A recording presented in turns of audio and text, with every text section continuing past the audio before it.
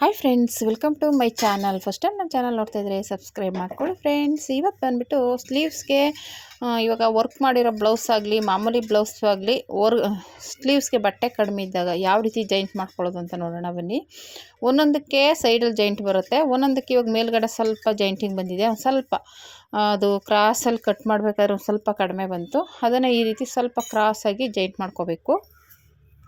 Joint ಮಾಡಿಕೊಂಡು ಆವಾಗ ಇನ್ನೊಂದು ಪೀಸ್ ಇರುತ್ತಲ್ಲ, ಅದು ಕರೆಕ್ಟಾಗಿ ಅದ್ರ ನೇರವಾಗಿ ಕಟ್ ಮಾಡ್ಕೋಬೇಕು. ಯಾಕೆಂದ್ರೆ ನಮಗೆ ಅದು ಕರೆಕ್ಟಾಗಿ ಇದೆಯೋ ಇಲ್ವೋ ಅನ್ನೋದು ಗೊತ್ತಾಗಬೇಕಲ್ವ. ಅದಕ್ಕೆ ಇನ್ನೊಂದು ಪೀಸ್ ಇರುತ್ತಲ್ಲ, ಈ ಥರ ಫೋಲ್ಡ್ ಮಾಡಿ ಕೆಳಗಡೆ ಪೀಸ್ ಎಷ್ಟು ಬರುತ್ತೆ ಅಷ್ಟಕ್ಕೆ ಕಟ್ ಮಾಡಿ ಆಮೇಲೆ ಶೇಪ್ ತೆಗೆದ್ರೆ ಸರಿ ಬರುತ್ತೆ. ನೋಡಿ, ಈ ರೀತಿ ಕಟ್ ಮಾಡಿಬಿಡ್ಬೇಕು ಎಕ್ಸ್ಟ್ರಾ ಬಟ್ಟೆನ. ನೀವು ಒಂದು ಲೆವೆಲ್ಗೆ ಬಂತು. ಇವಾಗ ಎಕ್ಸ್ಟ್ರಾ ಮೇಲ್ಗಡೆ ಶೇಪ್ ತೆಗೆದುಬಿಟ್ರೆ ನಮಗೆ ಸರಿ ಹೋಗುತ್ತೆ. ಓಕೆನಾ. ಇವಾಗ ಒಂದು ಈ ಥರ ಕಟ್ ಮಾಡ್ಕೊಂಡ್ಮೇಲೆ ಒಂದು ಪೀಸ್ನ ಇವಾಗ ಇನ್ನೊಂದು ಇದೇ ಥರ ಜಾಯಿಂಟ್ ಮಾಡಿಕೊಂಡು ಅದನ್ನು ಇದ್ರ ಅಳತೆ ಇಟ್ಟು ಕಟ್ ಮಾಡ್ಕೋಬೇಕು. ಆವಾಗ ಸರಿ ಹೋಗುತ್ತೆ. ಆಮೇಲೆ ಸೈಡಲ್ಲೂ ಸ್ವಲ್ಪ ಜಾಯಿಂಟಿಂಗ್ ಬರುತ್ತಲ್ವ, ಒಂದೊಂದು ಕಡೆ ಒಂದೊಂದು ಸಲ ಜಾಸ್ತಿ ಬರುತ್ತೆ, ಒಂದು ಸಲ ಕಡಿಮೆ ಬರುತ್ತೆ. ಆದರೆ ಏನೂ ಮಾಡೋಕ್ಕಾಗಲ್ಲ, ಜಾಯಿಂಟ್ ಮಾಡಿದ್ರೆ ಒಳ್ಳೆಯದು. ಏನಕ್ಕಪ್ಪ ಅಂದರೆ ನಾವು ಇವಾಗ ಸೈಡಲ್ಲಿ ಸ್ಟಿಚ್ ಮಾಡಿರ್ತೀವಲ್ಲ, ಅಕಸ್ಮಾತ್ ಅವ್ರು ದಪ್ಪ ಸಣ್ಣ ಆದಾಗ ಬಿಚ್ಕೋತಾರೆ ಅಂದ್ಕೊಳ್ಳಿ. ಆವಾಗ ನಾವು ಈ ಥರ ಜಾಯಿಂಟ್ ಮಾಡಿಲ್ಲ ಅಂದರೆ ಅದು ಹಾಗೆ ಓಪನ್ ಆಗಿಬಿಡುತ್ತೆ. ಆವಾಗ ಅವ್ರಿಗೆ ಬ್ಲೌಸು ಹಾಕೊಳಕ್ಕಾಗಲ್ಲ. ಯಾಕೆಂದರೆ ನಾವು ಜಾಯಿಂಟ್ ಮಾಡಿದರೆ ಅಟ್ಲೀಸ್ಟು ಅದು ಸ್ಟಿಚಿಂಗ್ ಬಿಚ್ಕೊಂಡಾಗ ಹಾಕ್ಕೋಬೋದು, ಏನು ಕಾಣಿಸಲ್ಲ. ಜಾಯಿಂಟಿಂಗ್ ಆಗಿದ್ದರೂ ಕಂಕ್ಳ ಹತ್ರ ಏನು ಅಷ್ಟು ಕಾಣಿಸಲ್ಲ. ಇಲ್ಲಾಂದರೆ ಏನಾಗುತ್ತೆ, ಬಟ್ಟೆನೇ ಇಲ್ಲ ಅಂದಾಗ ನಾವಲ್ಲಿ ಓಪನ್ ಮಾಡಿದಾಗ ಬಟ್ಟೆ ಇಲ್ಲದೆ ಆದರೆ ಓಪನ್ ಆಗಿಬಿಡುತ್ತೆ. ಸ್ಟಿಚಿಂಗ್ ಹಾಕಿದರೂ ಓಪನ್ ಆಗಿಬಿಡುತ್ತೆ. ಅದಕ್ಕೋಸ್ಕರ ನಾವು ಸೈಡಲ್ಲಿ ಜಾಯಿಂಟಿಂಗ್ ಕೊಡಲೇಬೇಕು. ಬಟ್ಟೆ ಕೊಟ್ಟು ಸ್ಟಿಚ್ ಮಾಡಿದ್ರೆ ನೆಕ್ಸ್ಟ್ ಹಾಕ್ಕೊಳ್ಳೋಕ್ಕೆ ಈಸಿ ಆಗುತ್ತೆ. ಓಕೆನಾ. ಎಕ್ಸ್ಟ್ರಾ ಬಟ್ಟೆನ ಈ ಥರ ನೀಟಾಗಿ ಅದಕ್ಕೆ ಎಷ್ಟು ಬೇಕು ಅಷ್ಟು ಬಟ್ಟೆ ಕಟ್ ಮಾಡಿಕೊಂಡು ಜಾಯಿಂಟ್ ಮಾಡಿಕೊಂಡು ನೀಟಾಗಿ ಪಾಯಿಂಟ್ ಹೊಲಿಗೆ ಹಾಕ್ಕೊಂಡ್ರೆ ಸರಿ ಹೋಗುತ್ತೆ. ಓಕೆನಾ. ಈ ರೀತಿ ಮಾಡ್ಕೋಬೇಕು. ಎರಡು ಕಡೆ ಪೀಸನ್ನು ಇದೇ ರೀತಿ ಮಾಡಿಕೊಂಡ್ರೆ ನಮಗೆ ಸರಿ ಹೋಗುತ್ತೆ. ಓಕೆನಾ. ಈ ರೀತಿ ಆದಮೇಲೆ ಇವಾಗ ಸೈಡಲ್ಲೂ ಸುಧಾ ಅದೇ ಥರನೇ ಸ್ವಲ್ಪ ಜಾಯಿಂಟಿಂಗ್ ಬರುತ್ತೆ. ಒಂದೊಂದು ಪೀಸ್ಗೆ ನೀವು ಎಷ್ಟೇ ಬಟ್ಟೆ ತೊಗೊಂಡಿದ್ರು ಒಂದೊಂದು ಸಲ ಸೈಡಲ್ಲಿ ದಪ್ಪ ಇರೋರಿಗೆ ಜಾಯಿಂಟ್ ಬರುತ್ತೆ. ಇವಾಗ ನಾವು 80 ಸೆಂಟಿಮೀಟ್ರ್ 1 ಮೀಟ್ರ್ ತಂದಿರ್ತೀವಿ, ಅದರ ಸ್ವಲ್ಪ ದಪ್ಪ ಇರೋರಿಗೆ ಜಾಯಿಂಟಿಂಗ್ ಬಂದಾಗ ಜಾಯಿಂಟ್ ಮಾಡಬೇಕಾಗುತ್ತೆ. ಓಕೆನಾ. ಇವಾಗ ಈ ರೀತಿ ಈ ಕಡೆ ಸೈಡಲ್ಲೂ ಸ್ವಲ್ಪ ಜಾಯಿಂಟ್ ಮಾಡ್ಕೋಬೇಕು. ಇದೇ ರೀತಿ ಎರಡು ಪೀಸನ್ನು ಜಾಯಿಂಟ್ ಮಾಡ್ಕೋಬೇಕಾಗುತ್ತೆ. ಆಮೇಲೆ ಎರಡು ಕಡೆನೂ ಬಟ್ಟೆ ನೋಡಿಕೊಂಡು ಜಾಯಿಂಟ್ ಮಾಡ್ಕೋಬೇಕಾಗುತ್ತೆ. ಈ ರೀತಿ ಎರಡು ಕಡೆಯೂ ಜಾಯಿಂಟ್ ಮಾಡಿಕೊಂಡ್ರೆ ಆಯಿತು. ಅಂದರೆ ಎರಡು ಪೀಸಲ್ಲೂ ಎರಡು ಕಡೆಯೂ ಬರುತ್ತೆ ಜಾಯಿಂಟಿಂಗು. ಎರಡು ಕಡೆಯೂ ಜಾಯಿಂಟ್ ಮಾಡಿಕೊಂಡು ಮತ್ತು ಇವಾಗ ಮಾಮೂಲಿ ಎಂಬ್ರಾಯ್ಡಿಂಗ್ ಆಗಿರುವಂಥ ಬ್ಲೌಸ್ ಪೀಸ್ ತೊಗೋಬೇಕು, ನೋಡ್ಕೋಬೇಕು. ಆಮೇಲೆ ಅದರಲ್ಲೊಂದು ಏನಪ್ಪ ಅಂದರೆ ವರ್ಕು ಮಧ್ಯದಲ್ಲೇ ಬರೋ ಥರ ನೋಡ್ಕೋಬೇಕು. ಓಕೆನಾ.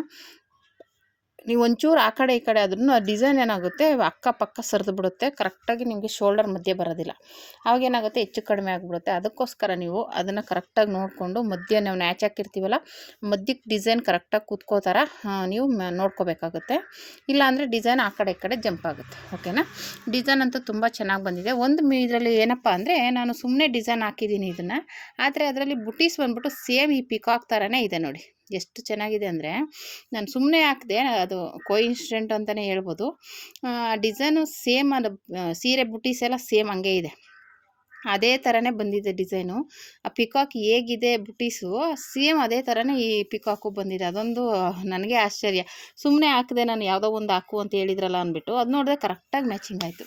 ಆ ಥರ ಒಂದು ಇದಾಯಿತು. ತುಂಬ ಚೆನ್ನಾಗಿ ಕಾಣಿಸ್ತಾಯಿತ್ತು ಡಿಸೈನ್ ಅಂತೂ. ವರ್ಕು ನೋಡಿ, ಈ ರೀತಿ ಕರೆಕ್ಟಾಗಿ ಮಧ್ಯದಲ್ಲೇ ಇಟ್ಕೊಳ್ಳಿ. ನೀವು ಒಂಚೂರು ಆ ಕಡೆ ಈ ಕಡೆ ಹೆಚ್ಚು ಕಮ್ಮಿ ಆದ್ರೂ ಡಿಸೈನು ಏನಾಗ್ಬಿಡುತ್ತೆ, ಹಾಳಾಗ್ಬಿಡುತ್ತೆ. ಅಂದರೆ ಶೋಲ್ಡರ್ ಮಧ್ಯೆ ಬಂದಿಲ್ಲ ಅಂದರೆ ಡಿಸೈನ್ ನೀಟಾಗಿ ಕೂತ್ಕೊಳ್ಳಲ್ಲ. ಓಕೆನಾ.